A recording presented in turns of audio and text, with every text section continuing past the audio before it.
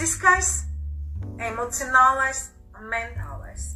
Mentālais prāts, viss, kas notiek mūsu galviņās, tās emocijas, ja, kas ir pa vidu, rodas no stāstiem, ko stāsta prāts, pašu sit korķis ārā, un tā ir paigi grūtā lieta. Es to praktizēju gadiem, gadu desmitiem, es to mācu cilvēkiem, es esmu atklājusi savas vērtīgas, iedarbīgas metodas, kā vienam, kurš nevar nosēdēt meditācijā, kā viņam kustība palīdz prātu, ja. Ka vajag, kur viņš ir tik pārgurs pēc visiem, ka viņam vislabāk to var kaut kādā jogā nidrā iemācīt.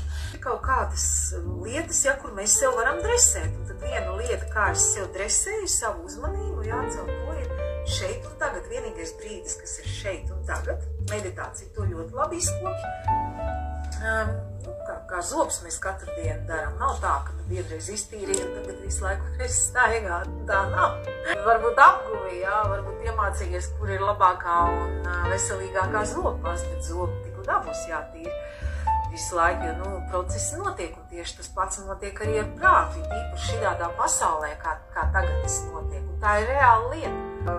Sacenšās mākslīgais intelekts ne tikai tajā jomā vien, kad viņi raksta blogus, tur es domāju sevī, un pēkšņi es ieraugu, ka man izmet video par šo tēmu. Jūs iedomājaties, kā tas notiek?